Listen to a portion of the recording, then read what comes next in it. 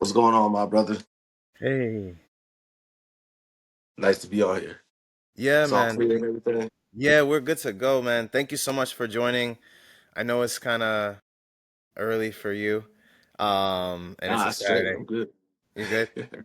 Oh, man. I'm blessed that I was able to find you, brother. I am so excited to hear your story. I woke up super early this morning just to make sure we were good, man, because I knew like this conversation was going to be super insightful, informative.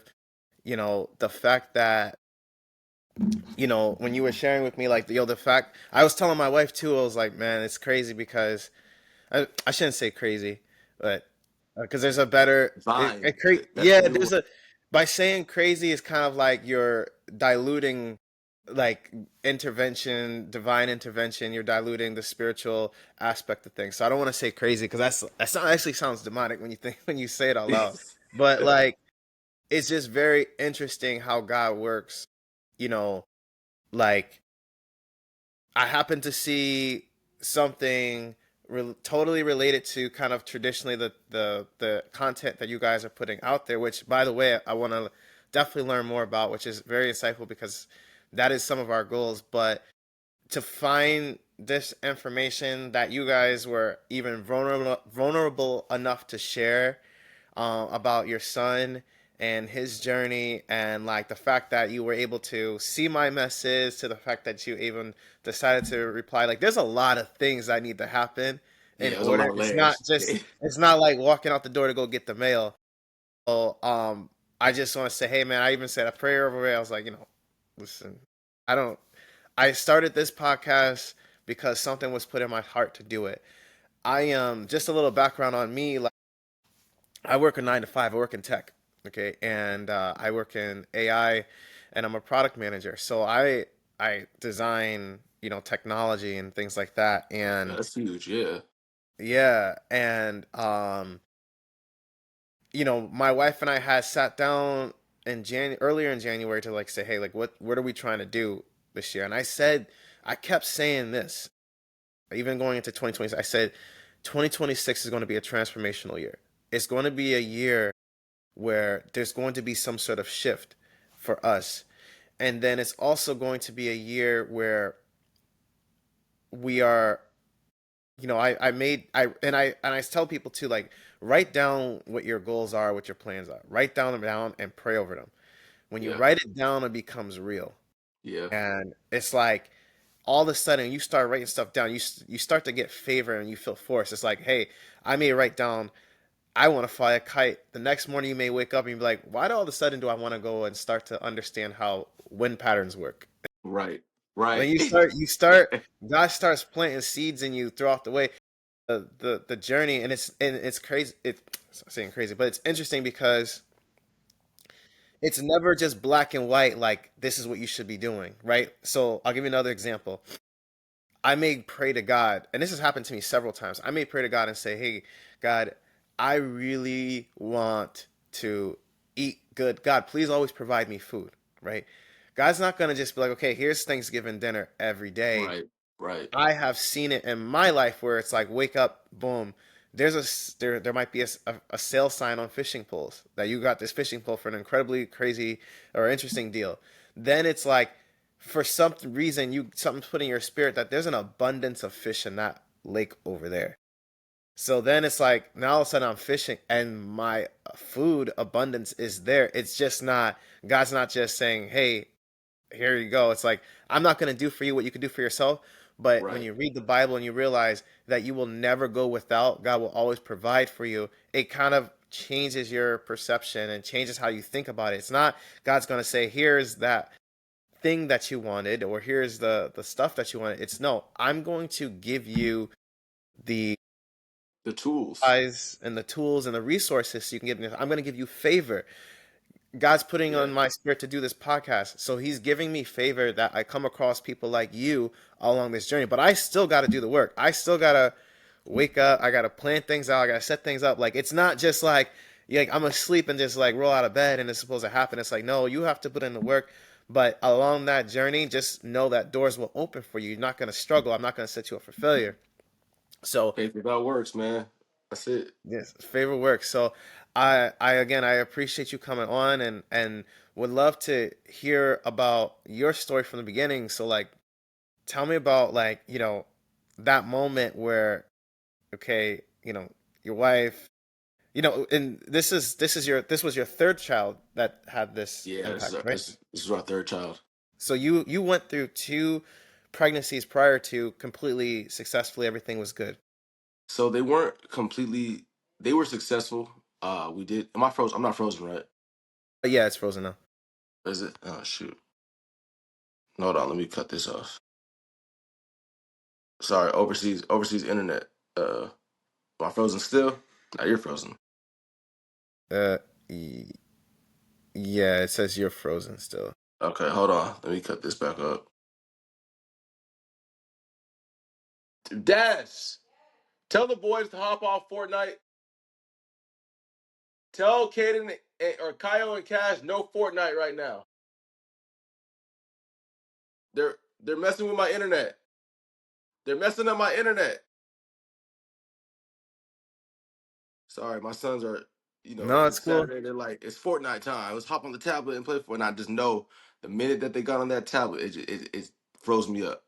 So hold Mm-hmm. on one second. Yeah, Hold yeah, on yeah, one yeah. second. No problem. Got a lot of Oh, uploading going on. yeah, I'm sorry. I'm sorry. No, Oh my God. no, it's okay. Hey.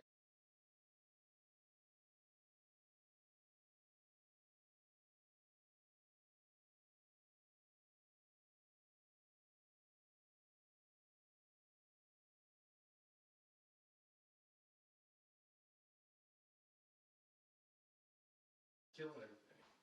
All the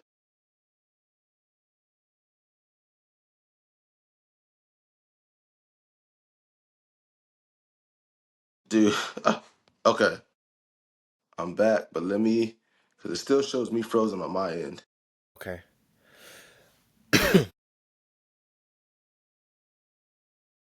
If you need Do to, you see me moving? no. Let me leave and come right back real quick. Sure, sure, sure.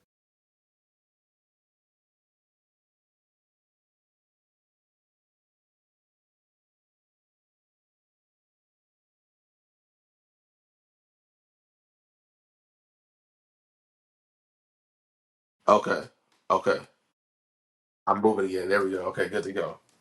All right, so yeah, this was our third pregnancy. The first two we did have some complications, but they were nowhere near. It was more so along with my wife. She was been high risk each and every pregnancy. So my first son had dang, I can't remember what. Oh, he was breech. That's what it was. So all of our sons have been Okay, breech.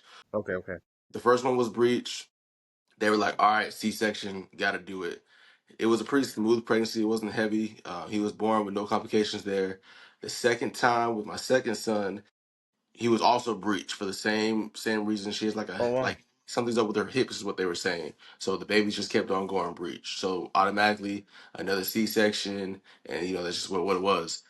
That one was a little more traumatic because the the doctors were just they were assholes. They were. I remember one of the dudes was like yelling at her about getting the epidural or something like that, like while in the room, like was like giving her a hard time about it. He was just being a complete jerk off, and it was one of those things where it's like, okay, I can't. I'm in the room with you, but I can't say nothing because can't. You're in the middle of a procedure. I'm not about to just get it done so that we can move forward with this. And Wow. yeah, it was like a whole traumatic experience. The third time, we didn't even know. So we got pregnant on accident the third time, and it was one of those things where it's like it was a happy You were accident. Like, oh, adulting. You were being a married couple. exactly, and it was like, oh man, okay, you're pregnant, and so everything was good. She was going to all her doctor's appointments. Everything was fine, and then I remember, so for each baby at 28 weeks, around that time, we would go to get a 3D ultrasound so we could see what's going on. We can just like see the baby's face and everything. And we went in, no, like just regular day. And the lady, as she's doing the ultrasound, she's making faces like, something's not right. Like something's weird. And they're not supposed to say anything to you. Like they're not Yeah. they're not supposed to say nothing, no diagnosis, nothing. And she goes, when was the last time that you had an ultrasound? like at the doctor's, and we were like, that's a weird question to ask. It's been a while. She's like, you need to make an appointment, and we're just thinking like, the fuck you mean? Like, we need to make an appointment? That's okay. Okay, we go make an appointment. She made the appointment. I was still in school at the time. Like I was literally in class, and she goes to her appointment, and she calls me, and she's like in tears, just crying, and I'm like, yo, like what's going on? And she's like, they told me we need to terminate the baby, So, and I was like, question for you. So, and I'm sorry, I may have questions along the way. no, no, Not feel trying to free. break up your flow, but so I wanted to go back to the C-section. Did they give you an option for like a VBAC for baby number three? No. No, it Okay, wasn't and even then on the table. it wasn't even on the table. And then the other thing is for the C-section, because I actually just conversated with several people who also had C-sections, right? And we're trying to understand it from like a dad's perspective, like what should we do? Because it seems like even like that C-section process is very traumatic for the father because you're just being told like go here, put on these scrubs, stand here, and do this, do that, and it's like there's so much activity happening around you with very minimal to little explanation, and it's just like you're just expected to sit there and watch your wife Be just set open, yeah. get butchered in a way. Not to make it sound crazy, But that's gory, what it but is, though. That's what they're doing. Like they're just in there, like you don't really know what they're doing. That's what it right. seems like, and like yeah, Wow. And now for baby number three. So for me and I think several others, we find out typically around week 12. So it's very interesting, like you're finding out so late in the game. When we think about that 28-week ultrasound, or sorry, the 3D print imaging, it's interesting. The one consistent I'm hearing too is that these doctors are not around for these key. It seems like these are kind of key milestone moments. In my exactly. situation, it was the same thing. Like we didn't see our doctor, but it's like in these like week 12, 13, week 28 appointments, like it seems like there's some significant development that might be happening that like maybe you should want to be there for. But it just sounds very interesting. Like you didn't find out till 28 weeks. So is that because of maybe like the condition was there the whole time and it just started to appear, or like did it just not bloom out or become a problem until 28 weeks? We honestly don't even know. That was like one of the biggest things we were asking was like, how did y'all miss this? How did we not know this? We went to every appointment. I'm with her at every appointment, and it's like no one said nothing. There was never any signs or anything of it. Like just nobody said anything. So when we're there at 28 weeks, it was kind of like it was like a for them they were shocked. They were like, first off, this is really rare. Like we don't even know. They basically told us straight up. They were like the amount the same thing that you were saying that they told me his condition of life would be poor because if he was born with this condition or whatever it was, and they were like you should terminate, and we're like, dude, he's 28 weeks, like it's a Yeah. full baby, or it's That's already a man. right, That's you feel me, about it. like he's already coming out, like Yeah. there's no terminating at this point, like what are you telling me? And so they were like, well, we can check in with some specialists and see, if it can happen. And when I say like everything was divine, this when I found that out, like I remember like immediately left school. Like I was like, hey, I gotta go. Just walked out of class and bolted to the hospital. I'm there with her. She's in tears. It's a whole scene, and it's a problem. And so we're talking to listening to the doctors, and they're telling us about a process that they have where they can go in utero and do a surgery, give him the splint, or the shunt, yep, and then like let the fluid out and all that good stuff, but that he still might have kidney damage and all this good stuff. So we're like, you know what? Fuck it, do it. Yeah. Like there's not a And what question. state was this? This was California. Oh, this is in California. Okay. Yeah. So there's only, and to our knowledge, there was only like one or two doctors in California at the time that even did the surgery. Oh wow. It was like that. It was, I think, I want to say maybe a week after, or maybe between a couple days to a week after. We're driving down like about 2 hours to a different city to go see this doctor and get this surgery emergency. And they're like, hopefully the surgery's gonna go well. We don't know. we go in the surgery. I like when I say I was praying, that was like the real. I've always been very close to God, but that was like the test. That was the Yeah. how much do you test me? Like, or how much Yeah. do you trust me? Do you really trust me to make you get through this? Mm. And it Mm. was like I had I had fear, a lot of fear, but I kept on having. I just remember trying to dwell that fear, like I can't. Like I was just in my Bible, I was praying nonstop. I was really like heavily just trying to lean on God because I was like, I don't know what's gonna happen, and I don't know what it's gonna be like to lose a child. Like it's hard as a father. We don't know how to prepare for that. But I'm also at the same situation. I'm like, I can't break down. If I break down, she's gonna break down, and she's the one who's going through the surgery. She's the one who's going through all of this stuff. So I cannot break down. I gotta make sure that I'm on my p's and q's, and I'm Right. solid with this. Yeah. And so we get out of the surgery. Surgery goes well. They were able to deflate his, I think it was his bladder that was like overfilled or whatever it was. They were able to do that, and it was all good to go. So the shunt's in place, and he was born. So all my babies were born premature. So they were all born at, I think, 36 weeks. So about 8 weeks later, he was born, and the doctors basically they were like everything was up in the air. They were like, we don't know how much kidney damage he has. We don't know how if he's gonna have any deformities. We don't know anything. We don't know at this point because we don't know how long the LUTO was there. And so we're just literally deep in prayer. Like I'm talking about, I got books. I got philosophy books. That's when I Mm. started reading the Quran. I got my Mm. Bible with me. I'm just on a full spiritual path because I'm like at this point I don't know what's gonna happen, but Can, whatever it is, gotta go to can, God. can I say something? It's amazing how these moments will spiritually elevate you. Yeah. When I No. found out Yeah. my son did Ludo, or did not do Ludo, but when my son had Ludo, and when we were kind of walking down that path, I also was like, okay, I gotta step. I did a fast. I did a fast, and the funny thing is, when I did my fast, I said, okay, I'm gonna fast from like I need to do something, right? So I was like, okay, I'm not gonna have any liquor, I'm not gonna have any bad food, I'm not gonna have any pork, anything like that. So I fasted for a week. Lo and behold, and we go out to dinner, just me and my wife. The ladies walk out with free Patron, Yeah. free Patron. I'm like, what are you doing? Wow, Yeah. Satan. Say, yo, I'm like, wow, like no, and I remember I was out with my wife, and she's still pregnant with our son at the time. I'm like, don't worry, I got you, son. I'm locked in. I'm telling you, I see what Satan's trying to do. He's trying to knock me off. It's all good.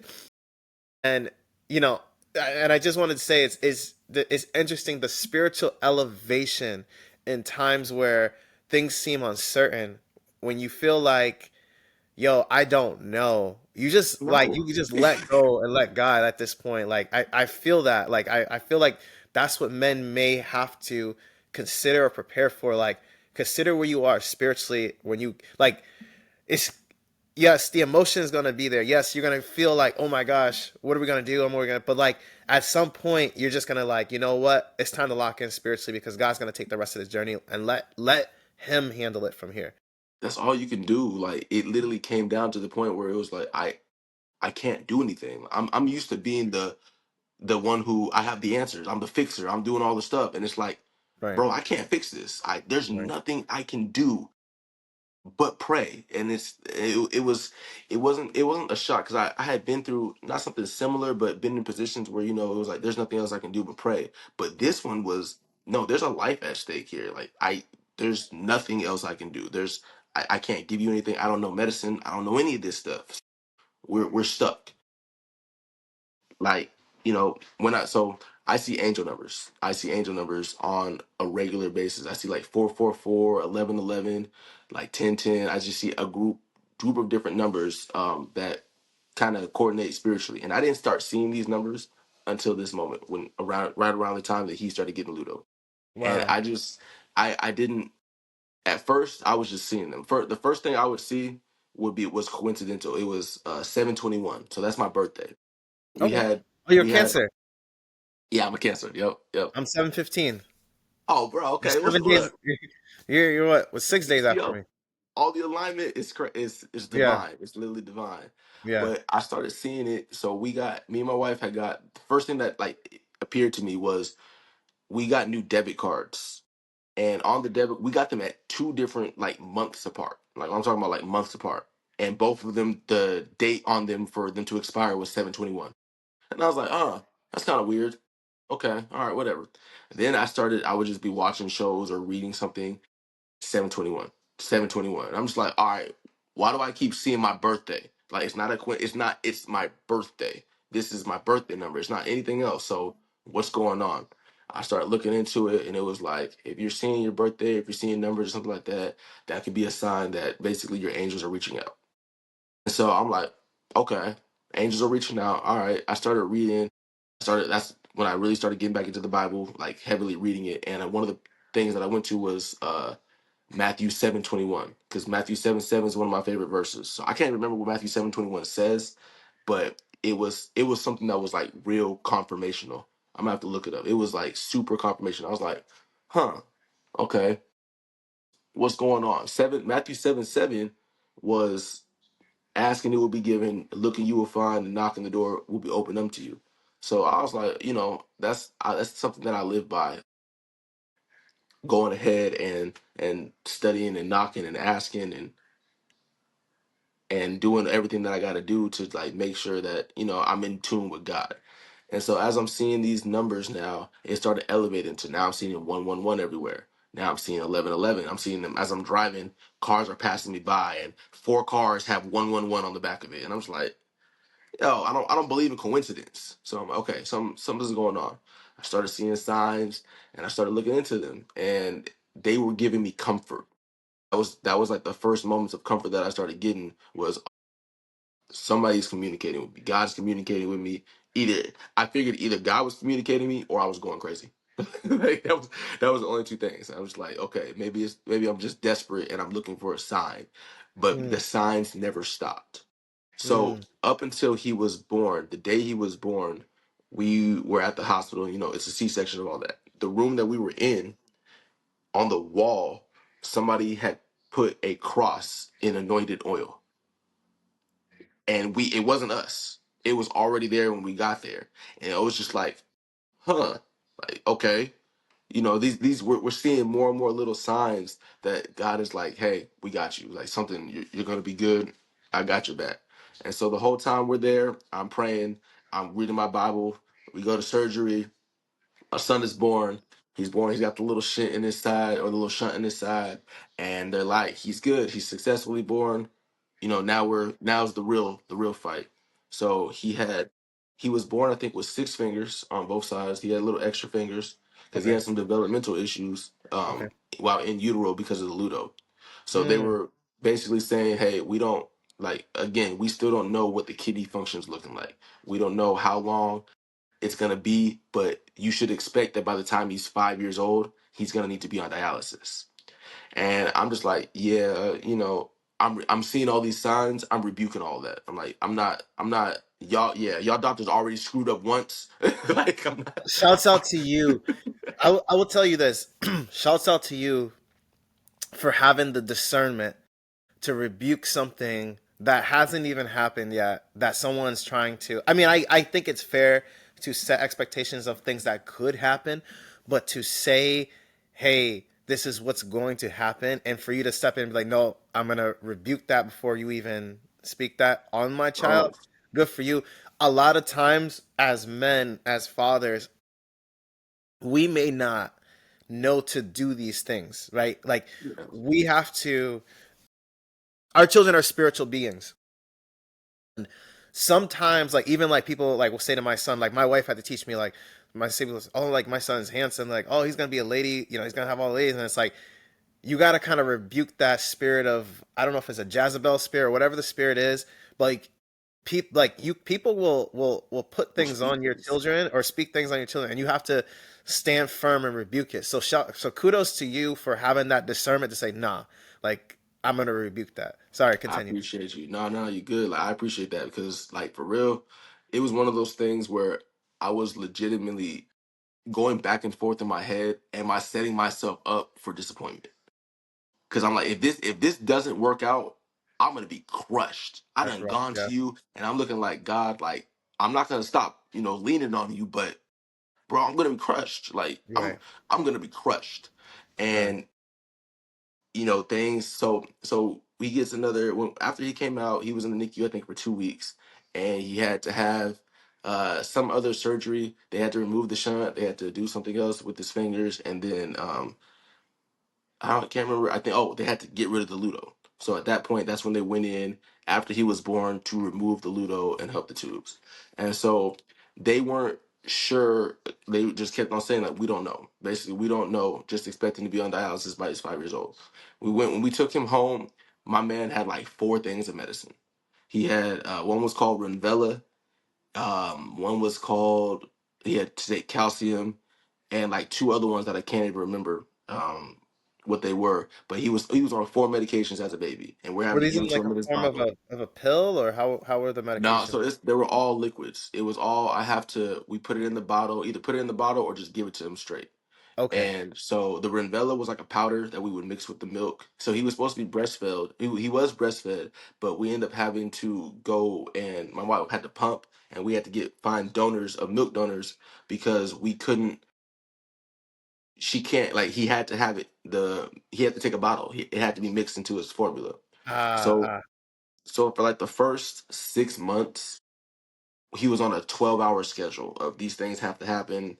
Like he had to be fed this medicine like four times within every 12 hours. So me and my wife, we're on opposite schedules. I'm staying up all night to make sure that he's getting his medicine throughout the night. She's staying up during the day.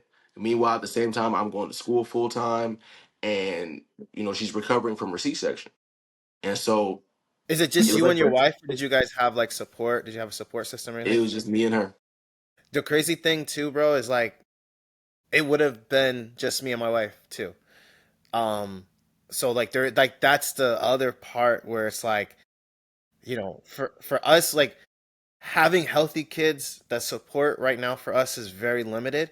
So it's like when you think about a child who is also trying to recover for something, and you're telling me like we've got to be super locked in and diligent, like that's a that's a journey on It's its a own. journey.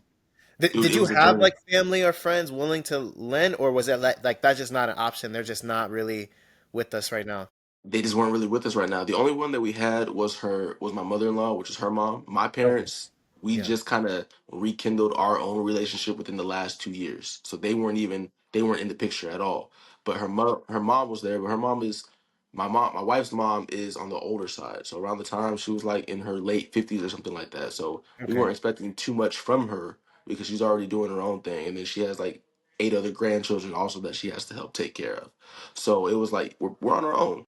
You're on your own. And Wow. And you have I two other kids, and I have two other kids. And and you're my going at to the school. time, right, exactly. So it was just it was a lot that was compiled onto it.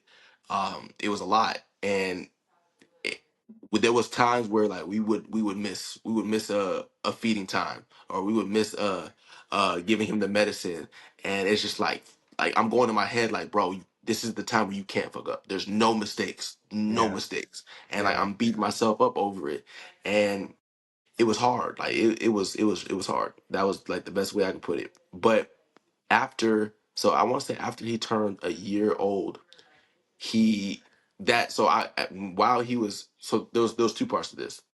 So not only were we dealing with his health issues, but my wife also developed a bunch of health issues right after. She had hives, like when I'm like big old hives breaking out all over Yeah. her body, and we have no idea why. I've heard The of that. doctors don't know why.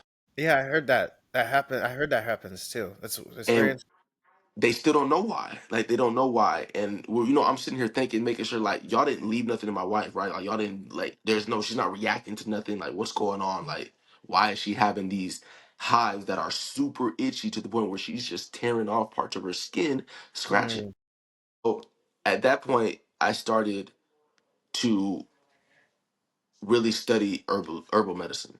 I okay. started to study herbal medicine, and I came across a herb called nettle leaf.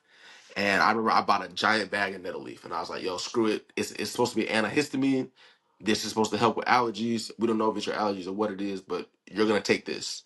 And so I'm Yeah. giving her this herb, and it's not healing the hives, but it's helping her deal with the hives. And so I'm like, huh, like, okay, this is something. This is helping. This is helping when the doctors are telling me that just put a cream on it. I'm like, this is actually helping. So Mm. I started to kind of lean more. Like my discernment, God was literally pointing me to just lean more into herbalism because for myself, I started to smoke marijuana because I have back issues, and Okay. the doctors told me that they couldn't fix my back, and I was smoking, and I was like, well, my back is fixed. Like I feel so much better. I Mm. met with a doctor um who gave me acupuncture, and he was telling me about Chinese medicine, and he was Yeah. like bro, they said you have degenerative disc disease, which means that it can be regenerated. And I was like, they didn't tell me that. Like, what are you talking about? So I'm Mm-hmm. sitting here realizing like, okay, doctors don't know everything. All right, bet. Like I already knew doctors don't know everything, but now I really know doctors don't know everything. And Mm-hmm. there's something else. There's another type of medicine that's Mm-hmm. different. So I started as I'm looking into herbally or to nettle leaf. I'm starting to realize that nettle has all these different minerals. It's high in calcium. It's high in vitamin D, and these are all things that they're telling me that my son has to take. He has to take calcium. So I'm like, I'm big on medicine has side effects. I know it has side effects because I Right. dealt with it.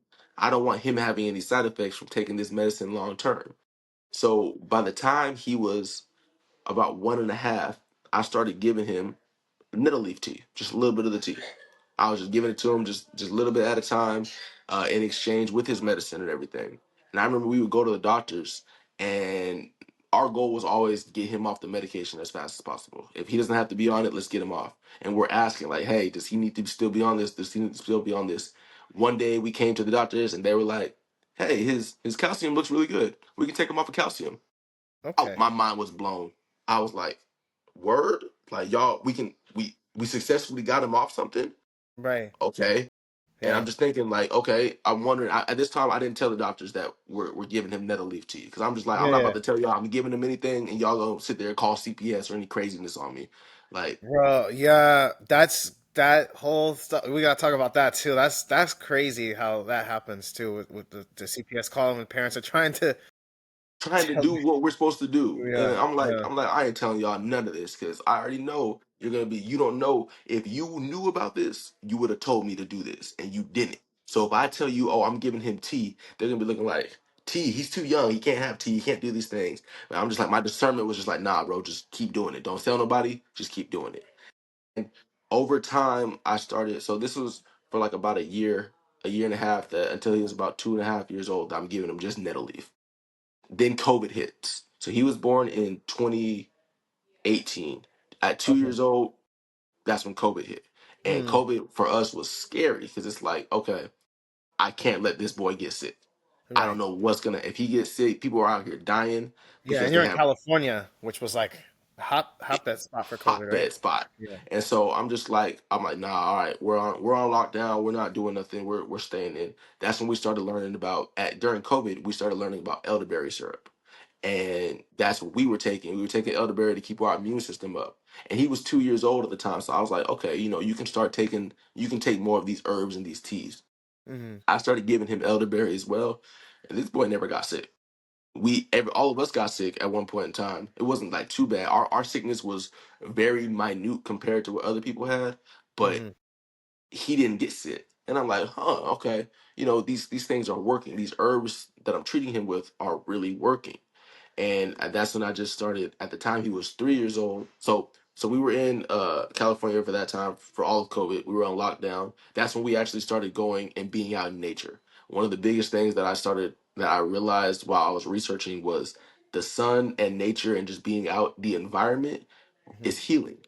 So I was Mm-hmm. like, all right, dude, we're gonna go be in the park. We're gonna play around. You're gonna be we do martial arts also. So I'm like, you're gonna Okay. do martial arts, you're gonna start training. And he's doing all this stuff at 2 years old. He's walking around, he's outdoors playing, and he's just so happy.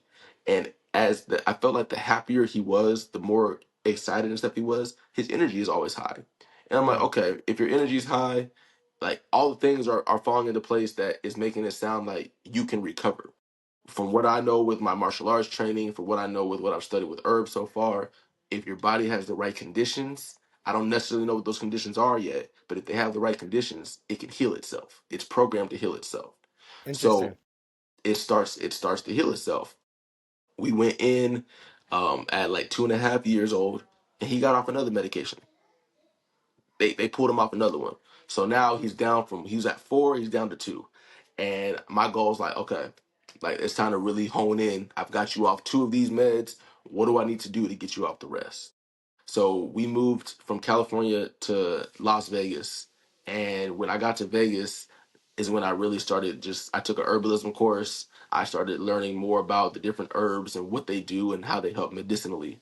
So I found out about one called marshmallow root, and it was really good for soothing the kidneys Mm. and helping out with kidney problems. There was marshmallow root. I think it was called one called uva ursi, um, and then nettle leaf, and there was one more mullen root. And these are all they're very low impact herbs. Like they're not gonna have overnight results, and they're not gonna cause any problems. They're not gonna mess with his medicine that he's still on. They're not gonna do any of that stuff. So I started giving it to him, and I'm giving him tea. It ended up to a point where I'm giving him tea more often than I'm giving him his actual medicine. I'm Mm. giving him his medicine, but I'm missing days with his medicine. I'm giving it to him, and I'm just like, oh shoot, I forgot to give you the bicitrit, or that's what it's called. It's called bicitrit. I forgot to give you the bicitrit today. For like, you're supposed to get it 3 times a day. You only got it twice today. Well, you got tea 3 times today. Mm. We start going back in for his labs. His labs are getting done every 3 months, and his Mm. labs are looking good. His Mm. numbers that were high are coming down. Mm. And the doctor's like, "Oh yeah, he's recovering. He's doing good." Still not saying nothing about the herbs I'm giving him. I'm like, "All Mm. right, dude, something's working." At that Mm. point, I went and I got a mentor who I still work with today. Mm. Um, her name was Carmen, and I'm telling her like what's going on, like what he has, what he's dealing with, and she starts leading me to be like, "Well, what is he eating? What are you guys doing? What these are the things that you." She was basically like, "You should start studying kidneys. You need to study Mm. the kidneys, see how they work, how they function." And Mm. so I started studying kidneys. I started studying renal function, like just on my own. I'm just in the books. I got all the books about chronic kidney disease, and I'm realizing that the majority of people who are dealing with these problems are on the American diet, and the American Ah, diet is causing more issues. yeah. So I'm like, oh nah, we gotta we're off of that. We're done. Yeah. We cut out meat for like a good 2.5 years. He didn't have meat until I want to say he was like 5 years old. It was like his first time really having meat, and he had it in Mexico when we traveled to Mexico, and Wow. the meat quality there is way different. Yeah. So up until that point, though, we were just like, nah, we have veggies. We're chockering them full of veggies, chockering them full of nutritious foods that are gonna help his body heal, and it's Yeah. healing. And it's Wow. just like every single step was more and more. His body is healing. His energy levels are high. We're not having these issues. So when he hit 5 years old, and he didn't need dialysis. I was like, oh bro, like y'all were wrong. Wow. Y'all were wrong. Y'all were dead ass wrong. You don't even know. So Wow. I'm just continuing. At this point, I've been studying herbalism for about 2.5 years. I'm kind of confident in, at the very least, knowing what to give him for renal function, how to increase it, how the kidneys work. And I'm just giving them these medicines, and helping him just basically like just trying to help him heal, making sure that he's eating right, making sure he's getting proper exercise every day, making sure that he is like trying to instill the habits that I know he's going to need later on, so Right. that he already knows why. Right. And by the time, so he's 7 right now, at 6 years old, we went to the doctor, and he was already, so at 5, he was already off the medicine. 5, no dialysis, medicine's gone. No need for medicine So anymore. he's at 5 years old. He is just BAU. Like I'm a typical 5 year old at this point. I'm a Like typical 5-year-old. I'm just eating. Like I'm a typical 5 year old, but I have a much more precise diet. Like I'm eating with Exactly. intention rather Exactly. than just eating just to eat. And precisely that. And it's like we have his labs, they're still a little high. They're not high enough to where he needs medicine, but the doctors are saying that, well, this might be, they kept on saying this might be where he averages out. He might not go lower than this. He might not get, it might not get better than this. And I'm just like, nah, bro, like Like I'm done listening to y'all. I Yeah. don't care what you say. We're Yeah. we're gonna keep on going. So fast forward year 6. Now I'm giving him more. Like I said, he's at 5 years old. He's normal. No more medicines. We're off. He's not normal, but like higher labs or whatnot. At 6 years old, we go in, and this is more like on the late six. Like I think this was actually, so he turned 7 in 2025. So this is like mid 2024, like right after, right? It might have been right before he turned 6. I'm not sure. No, no, no, no. It was right after he turned 6. We went in for his checkup, and at this point, like I said, I'm giving him herbs on a regular basis. He has a routine of tea that he drinks. It's like Kai, and he doesn't get it every day because I'm not trying. I don't want to stockpile him with it, but I'm like, no, you need to have this tea. You need to have this, that, and the third.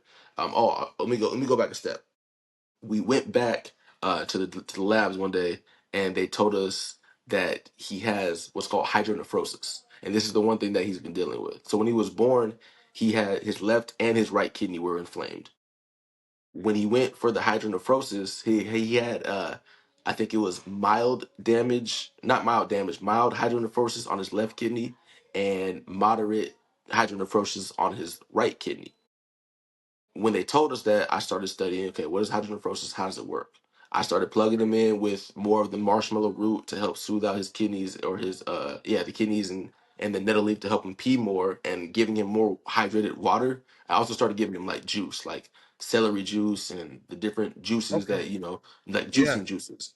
Yeah. Yeah. And we went back, and the left kidney had no hydronephrosis. It was gone. Wow. It was gone completely. The right kidney still, it was still moderate, but it was less than what it was. It was like it went from moderate to mild. And I was like, Wow. yeah, oh yeah, okay. The next lab that we went back to, the next checker that we went to with this doctor, she legit said, and this, I'm assuming this is the post that you saw, because this is the one that we had posted Yeah. talking about Yeah. how I helped my son get his kidneys down or whatever. The doctor, she said, and she's been with us the entire time, and she's Chinese herself. Okay. At her, by this time I've told her, hey, I am giving him some herbs. I am Yeah. giving him trying nutrition and herbs, Mm. and I want to work with you to figure out what's going on. Yeah. Legitimately says these are the best his labs have ever looked. I don't know what you're doing, but keep doing it. And I was like, there it That's tough. is. That was There it God is. using her to speak to you and let you Yeah. know, keep going. You're doing it. It's so interesting, like how God will use people, but like how you will also see like His work. When I just quickly looked up Matthew 7:21, and it really kind of it it alludes to being obedient, and that's kind of what you had to do. You really have to be obedient to take this type of walk. It's almost like God is preparing you for a life of just being very diligent and obedient, and counting your steps every single day. And you're going to have to do some tedious things, but most of all, you're going to have to be obedient to me in order for your own sanity and your own safety, because there's going to be some stuff that happens that is unexplainable. Like you're not going to know. You're And you not gonna have to know. just trust me and be obedient if you want to get through this. Kid So, you not. Like that is it to the spot on. And it's like it's been a journey. Like I'm trying not to cry because like just thinking back about all of it, it's like it really is. It's been a journey of obedience to God and going against the odds. And it's like I'm used to going against. I've been doing stuff like we're black men. That's what we yeah. do. We go. We always are going against the odds. But like to this degree, it was just something for me that was like my mom is in the medical industry. She's a phlebotomist. My dad did security for one of the hospitals that's how they met. I've been going to the hospital. I grew up with asthma. I was in the Yeah. hospital my whole life. Mm. So it was one of those things where it was just like, is this is it. This is it, right? Like this is I'm supposed to go against the whole medical system. Like that's what you're telling me to do is to go against the medical system that's so ingrained into how we live and function. It was I'm a wild ride. I'm telling you, man, they will make you feel like there's when you go and speak with your doctor, it's very, the Bible talks about not to lean on your own understanding, right? Don't lean on your own understanding. Um, And when you go to the doctors, they make it seem like you have to trust me. Me, right. My wife had fibroids, a significant amount and a significant size. And they said the only way, like, listen, if you want to have a successful pregnancy, you're gonna have to remove the fibroids. Okay, how do you remove the fibroids? Oh, we have to go ahead and surgically remove them. After the surgery. Okay, and what does that mean after? They don't really tell you this part that you have to have a C-section going forward. They don't tell you that Right. you won't be able to have a vaginal birth, but what they will allude you to is, okay, then you'll be able to have a baby. Not a So it's baby. kind of like we're leaving out a key part, and a lot of people who don't know may not intuitively go and do that research. Like for me, you gotta think when you're young parents and you're like super eager and super, you're willing to like run through like the doctor tell you to run through a brick wall. It's almost like you want to go do that just You so you gonna can have do a it. baby. Exactly. But my wife took a different approach. She did the same thing. Like we have an herbal shop, like not too far from us, and I think it's an East Indian herbal shop, right? So there's tons of herbs. So she switched. She said, "I'm gonna do this Daniel fast, and I'm gonna do this thing for like a month, right?" This is after we lost Jeremiah due to LUTO, and Yeah. I'll also share my story. But No, I want to hear your story. I want yeah, to know about it too. we lost our son in Mother's Day of 22. Then we went through the whole summer of just healing, recovery, etc. She decided to do this fast around like right after her birthday in August, and then in September she did the fast. She said, something I guess spiritually spoke to her to just keep going for like another 15 days or something like that. Ultimately, the fast didn't end until November 8th. So I'm going 2 months with no sex, okay? Yeah. During this Yeah. fast. And like, this is an example, and I'm tying it back to what you were saying about the obedience part, like the obedience part and just like sticking with it. It's like, after a while, I'm like, bro, we like, what are like, What are we doing? we're, because like, what I'm saying? But I was like, okay, cool.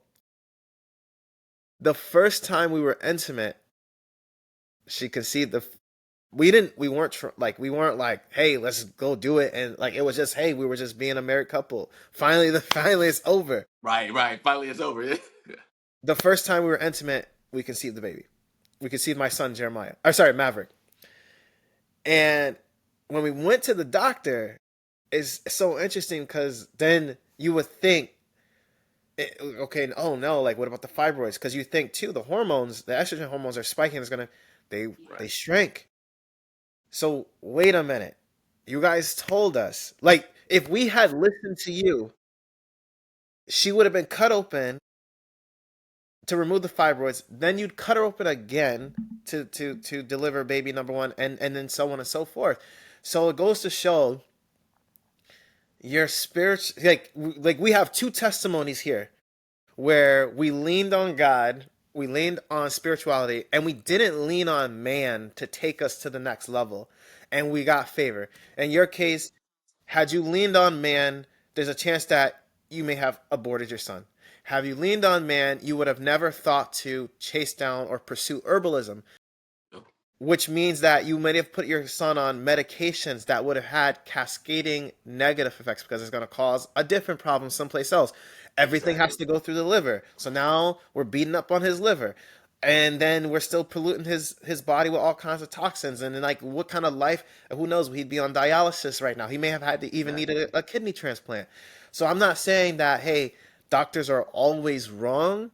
But what I am saying, based on our two testimonies so far, is that lock in spiritually and go lean into God. Listen to what God has to say to you. God is Trust always in right. God over the doctors because the doctors are humans.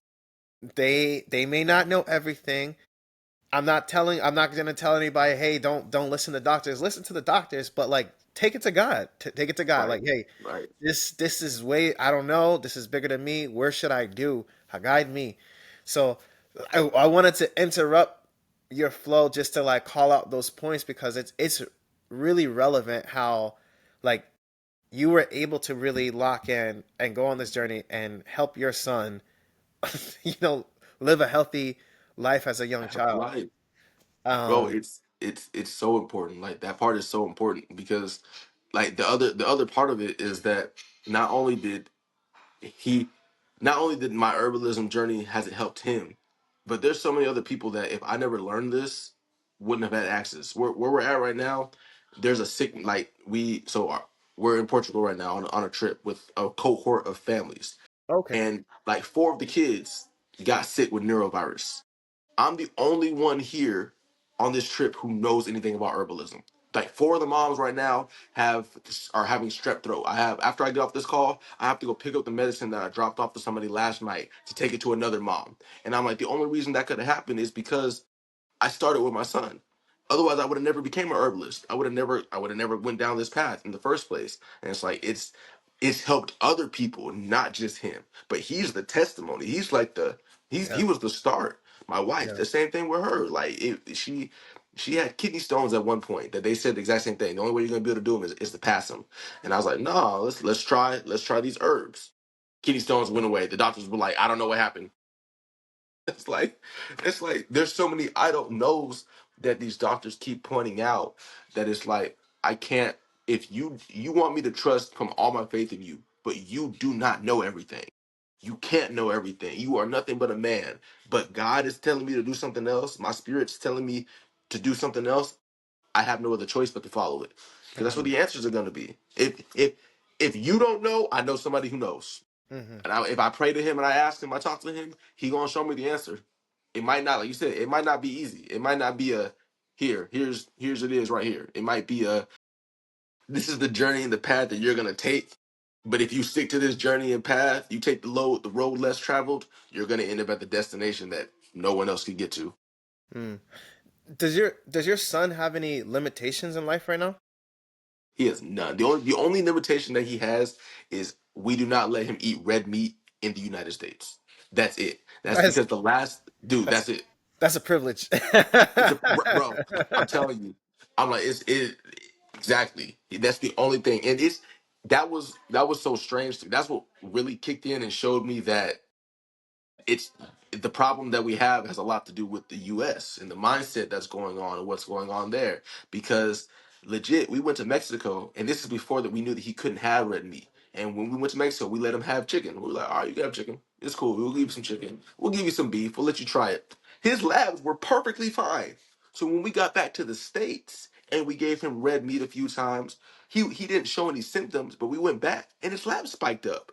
And we were Mm, like, what's going on? Like, hold on, what's going on? We cut the red meat, labs went back down. We were like, oh, it's meat. And it's the meat that it's not the meat everywhere, it's the meat here. wow, bro. That's that's very interesting.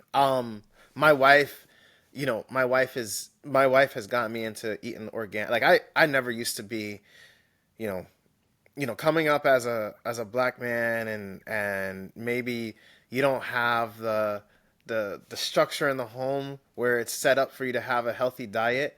Right. You just eat whatever You is just eat whatever. convenient and whatever has colors, whatever has sugar, whatever is cheap, which is Yep. typically all the bad stuff. Your red 40 dyes, your high corn syrup, um, your meat that's probably got a lot of antibiotics and all kinds of Yep. different hormones All going the to. extra stuff's in it, yeah. So like you don't know, right? The education's not there, and even coming into the first pregnancy, you know, I didn't know. Like I just thought like hey like why Eat would they whatever. Do do yeah. whatever? And then in the Follow your mind, cravings.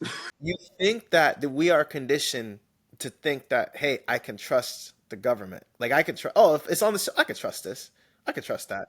It's not really there. Like oh, like why would they sell it if it's bad for you? Like Right. that mindset is not there. Like that the question of like why would they sell it if it's bad for you? Like we don't think like hey maybe they don't really care. Like we think like it's here, it's cool, it's proved, we good to go. Let's buy it. So The like I FDA approved struggle it, with that. like I struggle with that. I never used to look at labels. I used to never look at ingredients. I was just like whatever. My wife is the one who got me looking into labels And I'll tell you, like, as I've been in my relationship with her, as we've gone through certain things, my dieting, my like, I used to be a lot bigger. Like, everything has changed for me a lot because I started to consider what I put into my body. It's interesting. Like, when you're younger, you just out here, man. You could put a whole bunch of stuff in your body and you don't feel like, I don't know You what don't you're feel talking about. nothing. What you running from Red 40 die for? Like, I'm gonna drink this and like I could wake up the next morning and be okay. And then it's like you realize that there can be long term impacts of Yeah, doing it this way. And then when you get educated, it's like, wait a minute, they like that song from Michael Jackson, they don't really care about us. Like, that's yep, you walk yep. down the grocery store, you like really say, like, yo, they really don't care about Don't us. care. Yeah, it's like, how do you have this on the shelves? And, yeah. And then when you go to other countries and you're like, hey, where's the organic? What is organic? What are you talking about? Organic. Kid you, bro, I kid you not. Like, what, that was one of the questions here when we got to Portugal. Was a lot of the Americans specifically were asking, "Where's the Is there an organic section? Should we be worried about the organic here?" And the lady who's from Portugal, she's looking like, bro, I mean, it's from a local farmer, so I Yeah. don't they don't really use Right. organics. And someone had to go out there and say, like, no, all the pesticides and all that stuff are not approved here. You Yeah. don't have to worry about that. Yeah. It's Yeah. culture shock. It's like, what do you mean we don't have to worry about organic here? Yeah. You We mean the do. whole store is a Whole Foods? You mean you mean The you mean whole store. You mean you're not gonna kill me here? That's cool. So that's amazing. So your son is able to lead a healthy life now. Nothing is slowing him down. In my opinion, that should be typical, right? You should generally not worry, but be interested in what you're putting in your body. And I think that's a great thing that you're teaching your kids from a very young age, Yeah, because that's where the habits begin, right? That's yeah. where like in the Skittles and the Starburst and like in the that's where it starts, It and that's what starts. Yep. takes you into adulthood. At this point, like, the food has chemically done something where you're now programmed to say, this is To what I go back want. and eat it. Exactly. So No, it's awesome exactly. that you're doing this programming at an early age where it's like, I used to have, what's funny? I used to have friends when I was younger. I had like Jamaican friends, and like they would have a diet that was like they would drink tea in the morning. I'd be like, you guys don't want to, like, you want to drink hot cocoa instead? No, no, no, we Right. drink tea in the morning. I never understood. I thought I was like, that's boring. Like, why would you want to have tea Right. in the morning? Exactly. And it's like, what is the point? And I never, now that I'm older, they were drinking tea to flush out their parents were getting them to flush out their system, to wake up their metabolism, so that way things are burnt. Like, this was a process, while It I'm was a over here like lifestyle. doing the complete opposite. They were like, and they didn't even know why they were drinking. They just knew, like, their They just parents, knew and it literally was a this is habit. what we did. This is what we did in my house. This is how we do it. Like, that was it. I had the same probably the same typical upbringing as you. Like, we used to go eat Jack in the Box every morning. Like, that was it was like, oh, what did you have for breakfast? Oh, I had cereal, sugar, warmed up Right, microwave pancakes, like right, all the bad stuff. And it's like, yeah, that's how we ate. And come to find out that, oh no, this is killing us. Like, what are we doing? And you don't know, and you don't realize or know any of these things until it's too late most of the time. And that's yeah, why, especially for us, for our community, like, we're hardwired in to do this stuff, like, yeah, because this is how our parents grew up, this is how they grew up. Like, we're so far removed from the grandma has a garden in the back, because yeah, now mom yeah. is too busy working two jobs to try to pay rent. Dad and mom are both working. My parents both traveled 2 hours away every morning to go to work. So it was like home cooked meals. What is that? We getting McDonald's on the way home. You getting McDonald's for breakfast. You getting Jack in the Box on the way home. Like, that's what you're eating. And it Yeah, was like, it when it came down to health.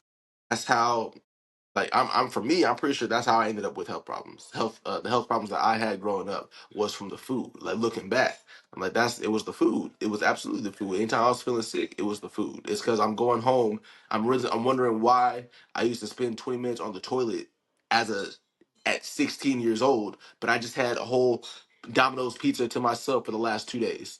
mm, Like, that's what I ate. And mm, it's like, well, these are the issues. My youngest, my son now, he literally doesn't have these problems. He walks around. We were at my grandmother's funeral a few weeks ago, like 3 weeks ago, something like that. And this boy, we went to go get him some more food, and he was looking for a piece of bread because he didn't get one. And he was like, "Oh, there's no more bread." He's like, "Okay, I'll just get broccoli." I was Mm, like, "You see that these are not the same thing, right? Like, yeah. who Yeah. just trades bread for broccoli?"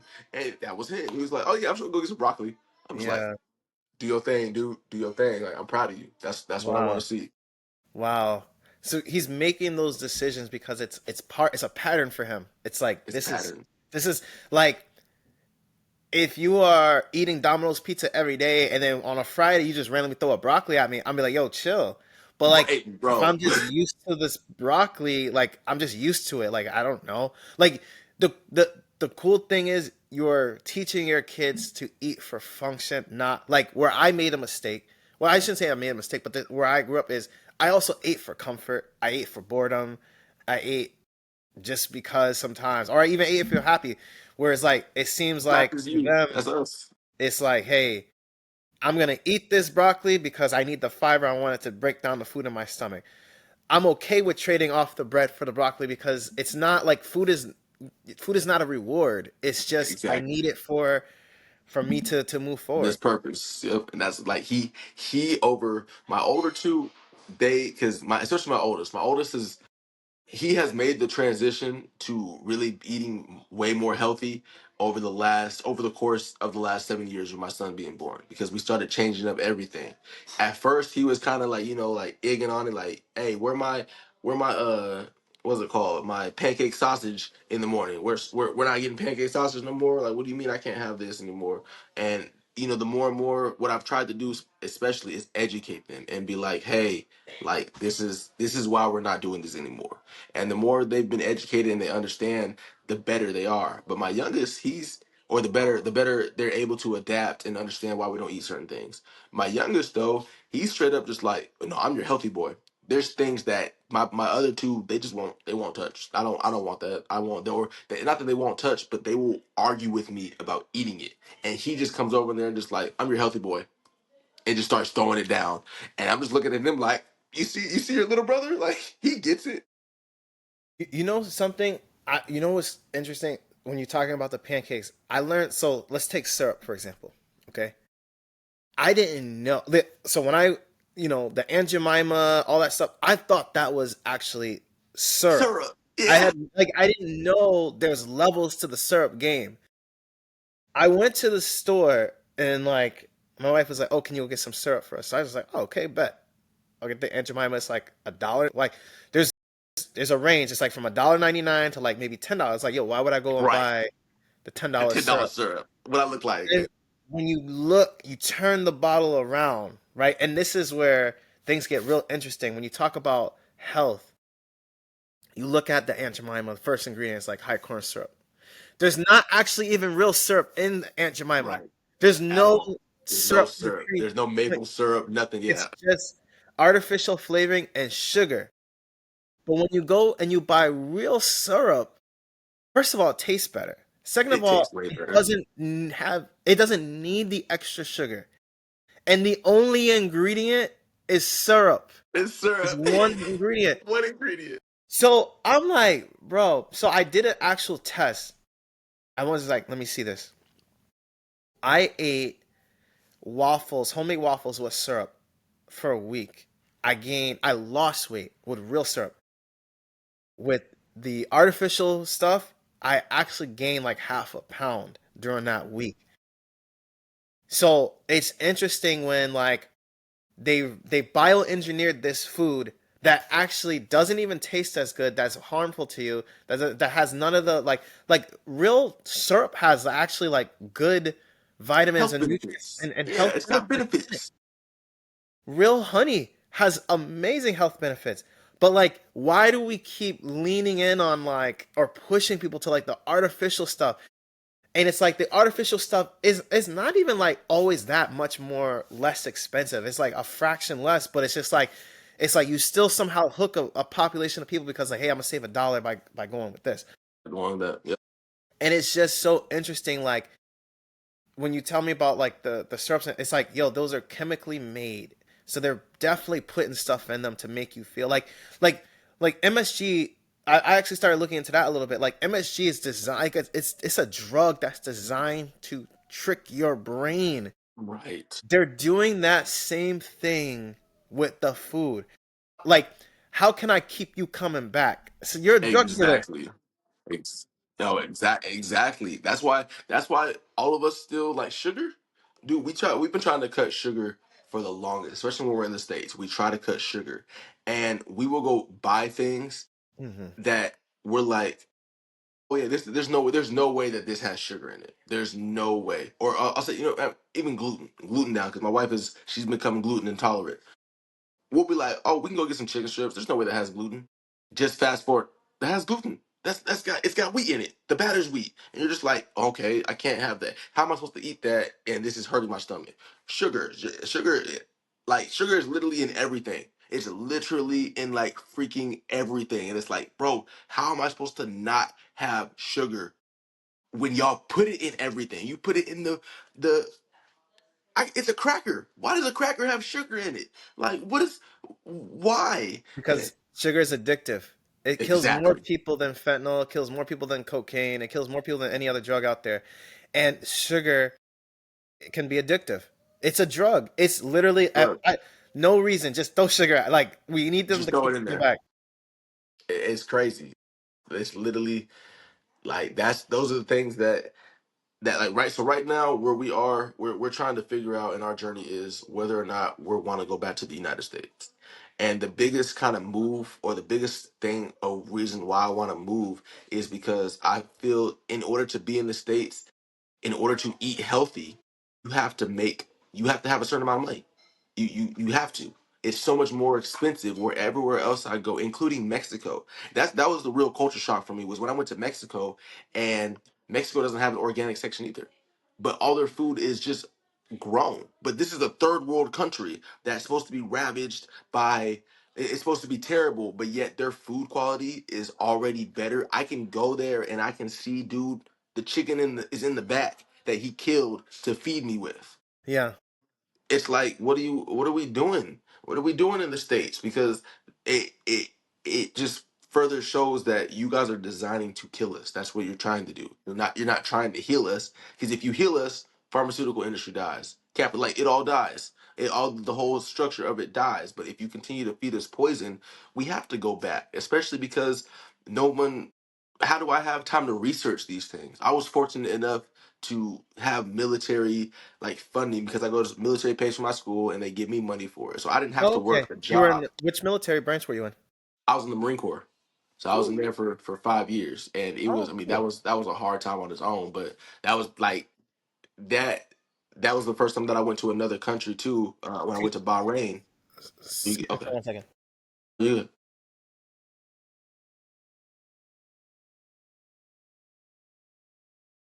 Sorry about All that. right, though, fatherhood and husband. No, it was my dogs. It was my dogs. Just Hey, doing dog this. father, same thing. Yeah. Look, Yeah. we doing the same thing. But yeah, like that. I went to Bahrain, and the food there was better. Just Hmm. right off the bat, it was better, and that was my first introduction to like, oh, like they were even making Mongolian food and all these other different foods that I had never tried because, of course, I grew up in the hood. We don't have Mongolian food. We don't have all these areas. We have Panda Express. That's as good as Chinese food that I'm gonna Yeah. go ahead and try. And And it's that like, was like the upscale Chinese food in the hood. Like right, that's that was hella, exactly. That was like you getting that. Okay, cool. You you doing got something some right. money. Right. You- You feel me? And it was like, oh man, getting out there and I started realizing like, okay, food is different. I remember when I came back from I had lost so much weight eating, and I ate way more. Like I ate way more yeah, when I was overseas and I was losing weight. And I was like, okay, like what's going on? I remember I came back, I tried to have McDonald's, I almost threw up immediately yeah, because my stomach it was like, what are you doing? What did you just put in me? And I was like, what are you talking about? What am I doing? I've been eating you since I was a kid. bro. There's no way this changed in 6 months. And that was like my first little hint at it. But then when we really started traveling around and I started having the food, I was like, oh no, the food is the problem. Like that's the problem. It's the food. And the food is causing all of these issues. We're not getting the nutrition. We're not getting the minerals and vitamins that we need, and then we're having children who are being born without these minerals and vitamins. Like Mm. one of the key things, that was one of the biggest things that I studied, because when my son was conceived, I was on medication. I was on gabapentin and not fentanyl, gabapentin and Flexerol, and I was like 280 something pounds. Wow. And that was from the side effects of the medication How after I got tall are out of the you? military.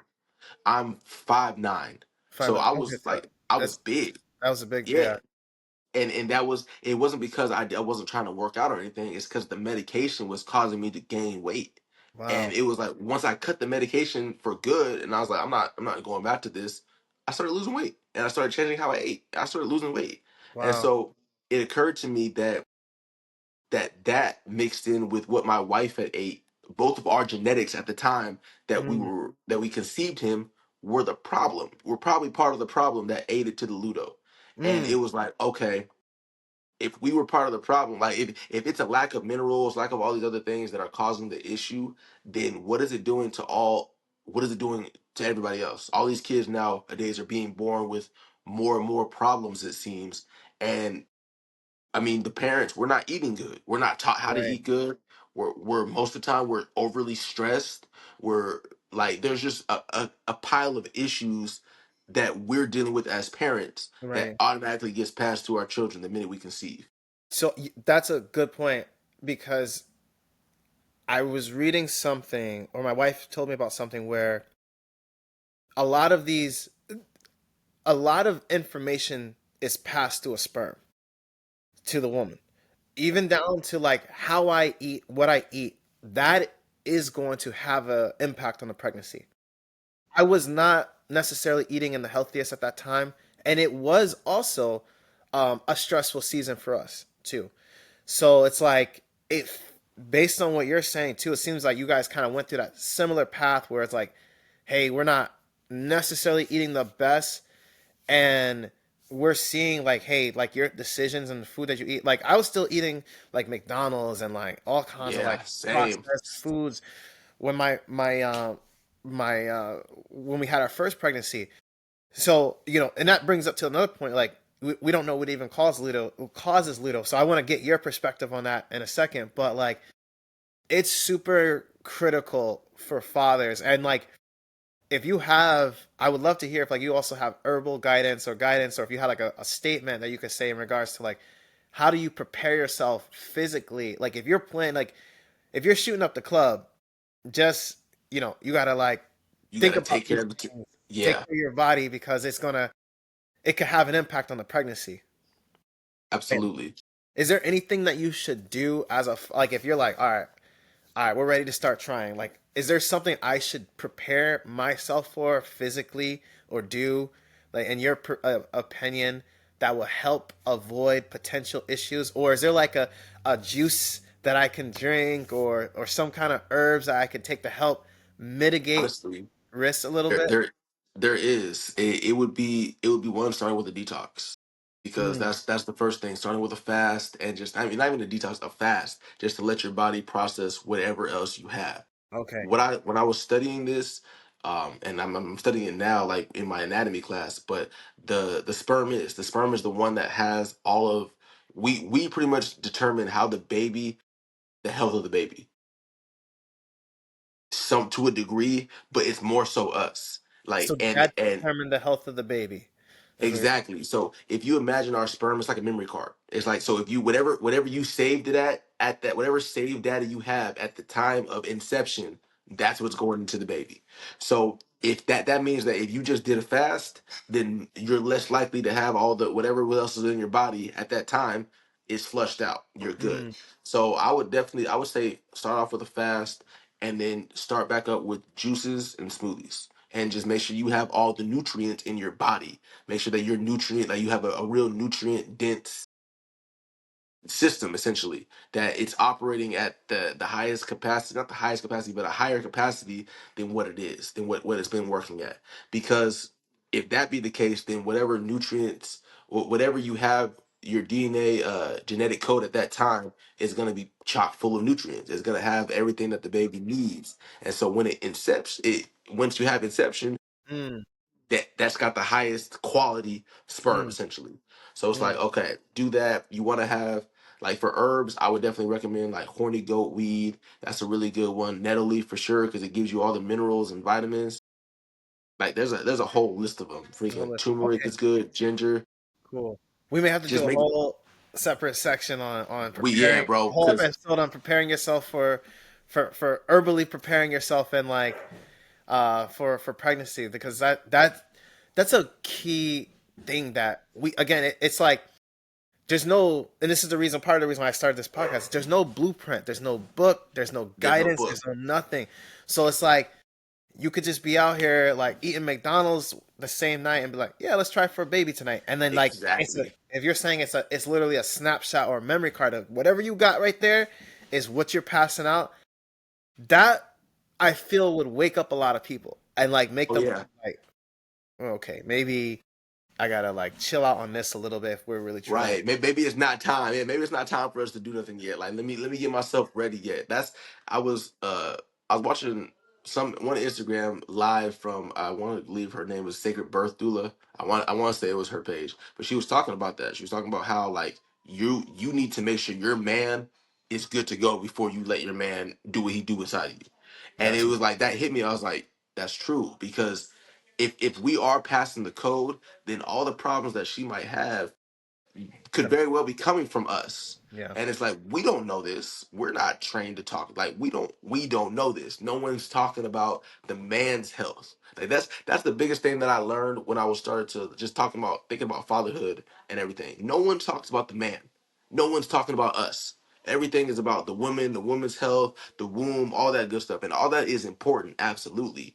But it's just as important for the man to know what the heck is going on too with his body because right, we're passing the information.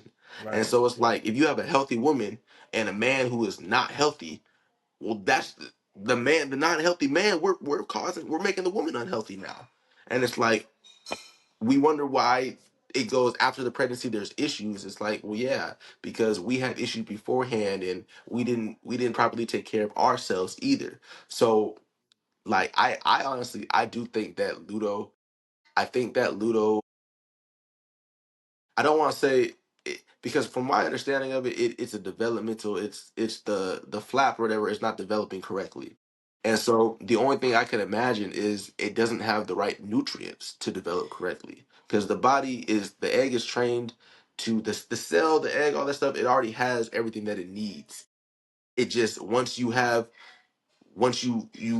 conception, now you're mixing the DNAs together. So if there's like a chromosome, imagine there's like a chromosome missing, or there's a piece of the DNA that's missing that wasn't there because the man wasn't nutrient rich, or the woman wasn't nutrient rich. Then that's gonna affect the development of the baby as it goes on. If I'm anemic and my wife's anemic, the baby's anemic. And it's like that's what it is. And so it's like, how do I make if I don't want my baby to be anemic, then we need to fix our anemia. eat iron and Exactly. We need to get mm, the iron in so that, and then you ooh, realize like, okay, iron plays a major role in the development and the growth of the baby. So yeah, it's like, okay, well, maybe that was the problem. mm, Maybe they didn't have enough iron. They didn't have enough vitamin D. They didn't have enough vitamin B, whatever it might have been that mm, caused the issue. mm. You hit on two key points because number one, it sounds like so. I guess number one, there is an appointment that you can go to before you even have a baby for like genetics testing, and I think they Right. test a woman for like all of these different things. And if she doesn't have them, then you don't need to go and do genetic testing because she. But if they find like a marker, then it's like, okay, we want to bring you in to make sure that That both. you don't have the marker too. Yeah. But now I wonder now. I'm not saying that testing is wrong, but I'm just wondering at what like is there a deeper level? Are there levels to this? Because you brought up okay the iron part, right? But like, what if the dad is anemic and the mom is not, but yet the dad has the dominant trait here, right? Exactly. We will never know that, right? And I could be having a little girl because I think uh, being anemic is more common in females than males, but I could be having a little girl, and now I just passed down and gave her anemia. I think if that's the correct term. And was there an option for me to course correct before I even got my wife pregnant? Exactly. To really kind of do an analysis. So I would, say to dads out there, like consider these conversations or these thoughts, like, and ask these questions to your doctor, like, hey, I want to get checked to, like, listen, every dad's different. Some dads may be like, nah, I'm cool, whatever. That's cool, that's fair.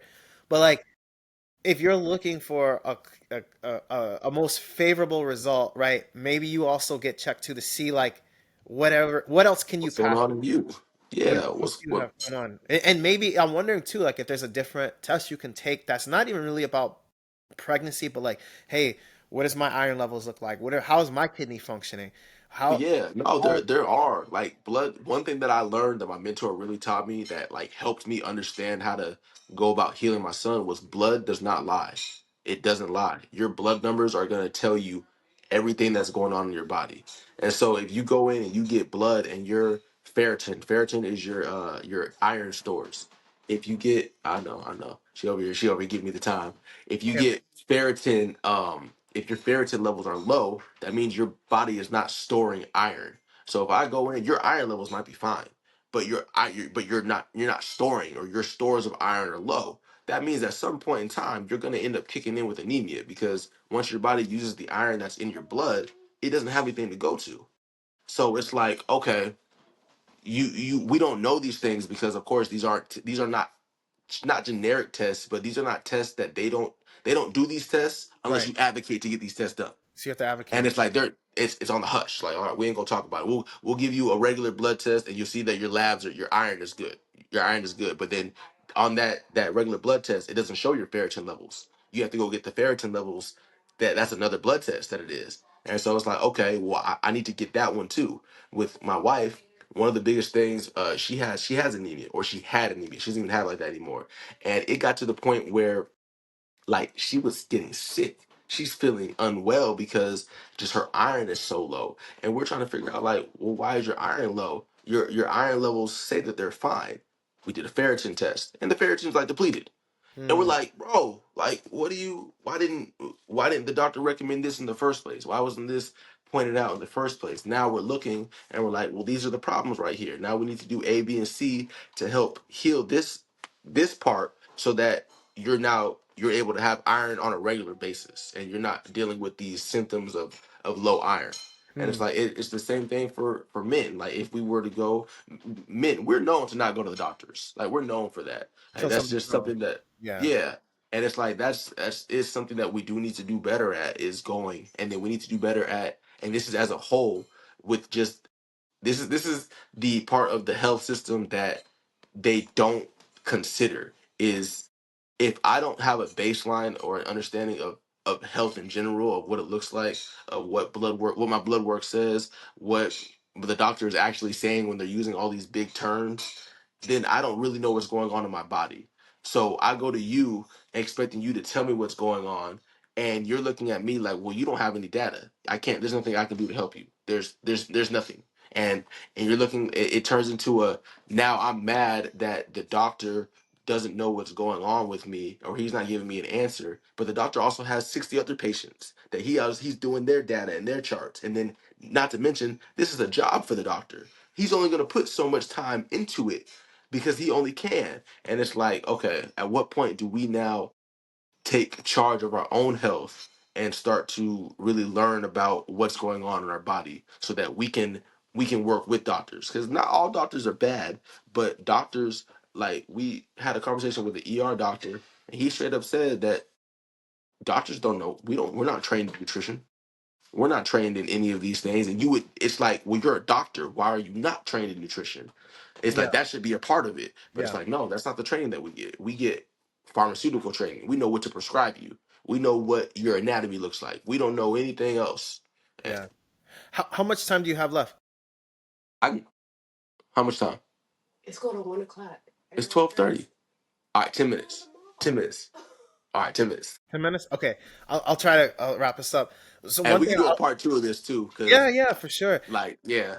I'll say this because I would love to talk to you more about. I would love to do another section to talk about like the postpartum part because like you're Oh juggling man, two different beasts at the same time, so we can have a whole nother conversation on that one. But to kind of wrap us up here, one thing I'll share with you, I was in grad school and I had a professor who was a senior person at Pfizer.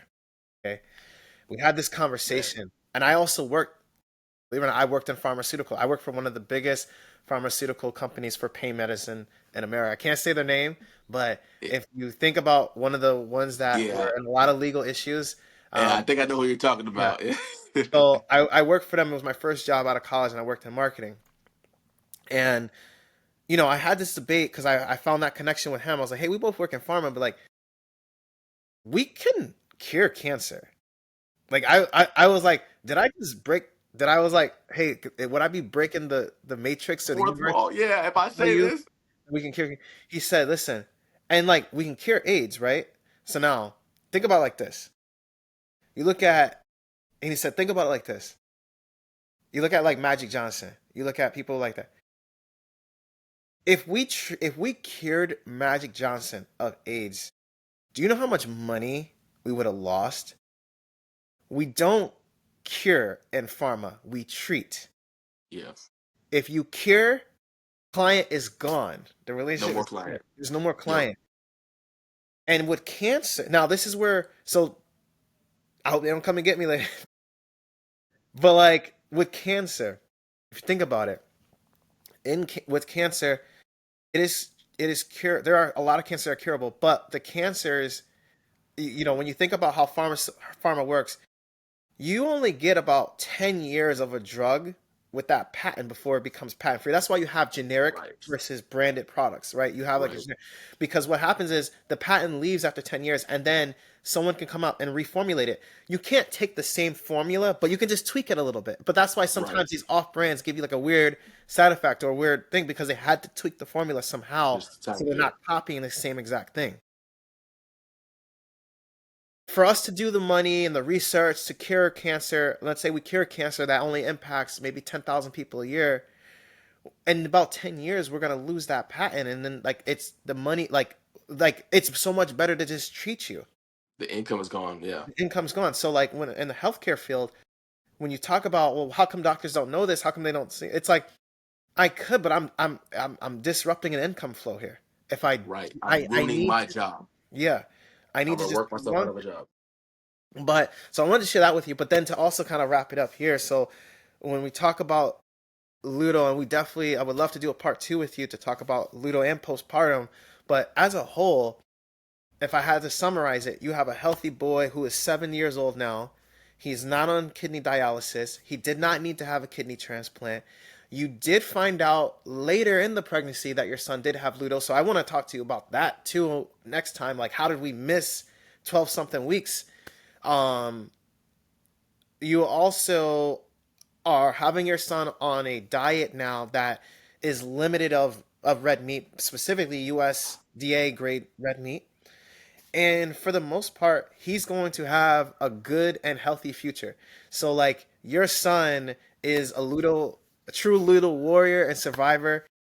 Please share him my love. He's welcome to join. The whole family's welcome to join on the podcast. But like, Oh, he would love to. He would love. um, He'll love to go here and talk to you all. Like, yeah, yeah, dude. Like, he he's going to grow up and he's going to have a story that is going to be so impactful to thousands of people. Like I'm telling you, like right now we're just like this is just nothing. Like where his future goes is going to be far more than what anything I say here or do or whatever this podcast does. But like to know that, dude, you had this thing that takes 10,000 babies per year and you survived it. Not only that, like the doctor said that they were trying to say, hey, you're gonna have these issues, you didn't have it. It's the same thing that they tell a lot of us parents to kind of influence our decision to do something that we don't necessarily want to do, which exactly. is, hey, even if your son is born, and I had the same kind, I went to, and I'll tell you also on the next one, but like I had to go to Chops in Philadelphia to go see a specialist, and the same thing. oh, well, we should abort, but even if he is born, he's going to have this issue, that issue, this issue. And it's to kind of make you feel like it's so overwhelming that it's so Yeah. much easier to take the route of just terminating the pregnancy now rather than going down this long journey. But you leaned on faith, you leaned on yourself, and you proved the doctors.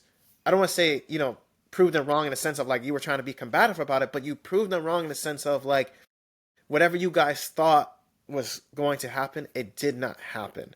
Right. And these stories are not talked about enough. These doctors are not telling you the other side. They're not telling you, yeah, Right. this could happen. Or you could live a completely healthy life. You can do as much research on how to manage your care as possible and give your child a fair chance because it's possible. Exactly. Someone else out there is doing it. So it is possible. Exactly. It comes down to how strong is your will, how strong is your faith, and this is you want to do. Like really frame it to the parents, not like fear mongering them to like, oh my gosh, life is gonna be so doom and gloomy. Like, and then Like these are your options. these are your options. This is So what can happen. I honestly think if we had a heard a story of somebody surviving it and like on the other side of it like he is, it would do so much to add the faith. Like there was one. I know of one. That means yeah. if it happened once, it can happen again. And it's like that really does impact the decision. Oh my God, it really that's part of the reason why we shared it. That's why we share it because I'm like I know it does. Had I spoken to you before, now we were lucky because God made the decision for us. We didn't have to make the decision, and that's what I prayed for. But if I had spoken to you after that week 12 visit, I probably would have been on my knees a lot more, Yeah, focusing on God, I know it's possible. Less of yeah, worrying. Like that's the thing. You go into worrying, what am I gonna do? What am I gonna do? What am I gonna do? exactly. Less time praying, less time locking in. Had I spoken to you, I would like, you know what? It can happen. I'm gonna lock in and pray for that for my own child and see what happens from there. But I know you guys have to go, man. Your time is so valuable. I appreciate you, bro. So I'm gonna let you head out. But I would love to, we can talk more about when we can set up a part two because I'd love to talk to you about your I postpartum journey. mean, if you open tomorrow like we were supposed to do originally, like I'm Yeah. still open for tomorrow too. Okay. Cool. Cool. Let me talk to my wife and just make sure everything's cool on our Yep, timing. talk to the boss. Um, I'm gonna it's where I live. We're supposed to have a really bad snowstorm, so I'm Yeah, home all day either way. So I'm gonna be doing some editing. What I will do is so what I've tried to do is spend like a week of just editing. And if there's anything that you want me to cut out or you don't like or look sound like fun, I'm happy to do that. But my goal is to make sure it looks polished, make sure it looks good. yeah, What I'm gonna do is like take what these call our magic clips from our conversation, anything that like really stuck out, clip it, put it on social media. I'll add you as a contributor if that's okay with yeah, you. yeah. Add me as a Oh, collaborator so we can get it oh, out there. and then basically it'll be like Monday through Friday all next week just showing these clips. Sunday it gets on Spotify, YouTube, and Apple podcasts. Okay. And then I'll continue to spread word and everything like that. And then I'm also going to be working as I grow this podcast probably the next couple of weeks. I already got in contact with some people who work in media who'll help spread the word about the podcast and Ludo some more. So start to get Yeah, more eyes and awareness and attention, and see where kind of things go from there. I'm just leaning on faith throughout this whole journey, so I'm not stressed or anything. I'm just going with the flow, and it feels good to do so. So, Devonte, man, I will be praying for you, brother. All the favor to you. I'm gonna hit you up probably later today once I've spoken to my wife about like, hey, when can we jump back on? Because we have so much more to talk about. I want to learn more about like also like living in Portugal. Because that's an objective we have as a family too. Is like I literally wrote it down like prepare to move abroad. yeah, And yeah, um you know um man. and we have spiritual and we have reasons for that, based on the climate and the things that are like like we're not afraid of running for something. It's just like it's time. We just want to like Time to expand the wings. Spraying the wings, but like we gotta like keep in mind our nervous system and the energy that's around us, man. We're we're starting to think like we're supposed to be much more peaceful as people, and all this Yeah, energy and vibrations is it's like okay, we gotta take a step back a little bit. So we'll definitely talk about that. But I know you got some healing to help do out there. So please continue the good work. I'll hit you up later today and we'll talk more, man. So I appreciate you. Much love, brother. I mean, I love you too, man, brother. Appreciate you, and I'm looking forward to it, man. Yes, sir. Yes, Have a sir. good day, man. I'm gonna hit you up in a little bit, and then